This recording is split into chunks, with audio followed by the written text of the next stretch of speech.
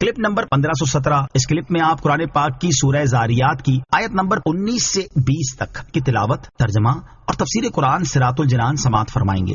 بسم اللہ الرحمن الرحیم۔ ترجمہ، اللہ کے نام سے شروع جو نہایت مہربان رحمت والا ہے۔ وفی اموالہم حق للسائل والمحروم۔ ترجمہ، اور ان کے مالوں میں مانگنے والے اور محروم کا حق تھا۔ وفی اموالہم حق، اور ان کے مالوں میں حق تھا۔ اس آیت میں پرہیزگاروں کے بارے میں بیان کیا گیا کہ ان کے مالوں میں مانگنے والے اور محروم کا حق تھا۔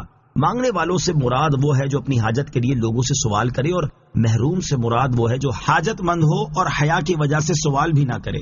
پرہیزگاروں کی 4 صفات۔ اس آیت سے پرہیزگاروں کی 4 صفات معلوم ہوئی۔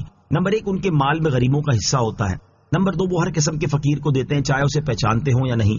نمبر 3، ان کا دینا سائل کے مانگنے پر موقوف نہیں، وہ مانگنے والوں کو بھی دیتے ہیں اور تلاش کر کے ان مساکین کو بھی دیتے ہیں جو حیا اور شرم کی وجہ سے مانگ نہ سکیں۔ نمبر 4، وہ فقیروں کو دے کر ان پر اپنا احسان نہیں جتاتے بلکہ اپنی کمائی میں ان کا حق سمجھتے ہیں اور ان کا احسان مانتے ہیں کہ انہوں نے ہمارا مال قبول کر لیا۔ اللہ تعالیٰ ہمارے معاشرے کے مسلمانوں کو بھی یہ اوصاف اپنانے کی توفیق عطا فرمائے۔ وفی الارض آیات للموقنین۔ ترجمہ، اور زمین میں یقین والوں کے لیے نشانیاں ہیں۔ وفی الارض آیات، اور زمین میں نشانیاں ہیں، یعنی زمین میں پہاڑ، دریا، درخت، پھل اور نباتات وغیرہ ان لوگوں کے لیے اللہ تعالیٰ کی وحدانیت اور اس کی قدرت و حکمت پر دلالت کرنے والی نشانیاں ہیں جو اللہ تعالیٰ پر یقین رکھتے ہیں۔ زمین میں اللہ تعالیٰ کی وحدانیت اور قدرت پر دلالت کرنے والی نشانیاں۔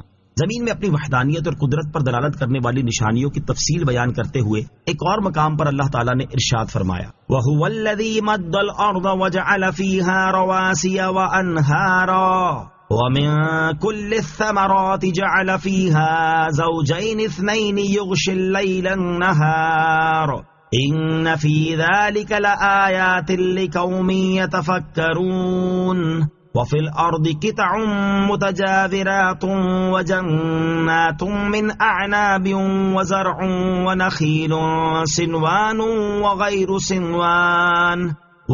صنوان يسقى بماء واحد ونفضل بعدها على بعد في الأكل إن في ذلك لآيات لقوم يعقلون۔ ترجمہ، اور وہی ہے جس نے زمین کو پھیلایا اور اس میں پہاڑ اور نہریں بنائیں اور زمین میں ہر قسم کے پھل 2 طرح کے بنائے۔ وہ رات سے دن کو چھپا لیتا ہے، بے شک اس میں غور و فکر کرنے والوں کے لیے نشانیاں ہیں۔ اور زمین کے مختلف حصے ہیں جو ایک دوسرے کے قریب قریب ہیں، اور انگوروں کے باغ ہیں اور کھیتی اور کھجور کے درخت ہیں، ایک جڑ سے اگے ہوئے اور الگ الگ اگے ہوئے۔ سب کو ایک ہی پانی دیا جاتا ہے اور پھلوں میں ہم ایک دوسرے سے بہتر بناتے ہیں، بے شک اس میں عقل مندوں کے لیے نشانیاں ہیں۔ اور ارشاد فرمایا، وَمِنْ آيَاتِهِ أَنَّكَ تَرَى الْأَرْضَ خَاشِعَةً فَإِذَا أَنزَلْنَا عَلَيْهَا الْمَاءَ اهْتَزَّتْ وَرَبَتْ إِنَّ الَّذِي أَحْيَاهَا لَمُحْيِي الْمَوْتَى إِنَّهُ عَلَى كُلِّ شَيْءٍ قَدِيرٌ۔ ترجمہ، اور اس کی نشانیوں میں سے ہے کہ تو زمین کو بے قدر پڑی ہوئی دیکھتا ہے، پھر جب ہم اس پر پانی اتارتے ہیں تو لہلہانے لگتی ہے اور بڑھ جاتی ہے۔ بے شک جس نے اس کو زندہ کیا وہ ضرور مردوں کو زندہ کرنے والا ہے، بے شک وہ ہر شے پر قدرت رکھتا ہے۔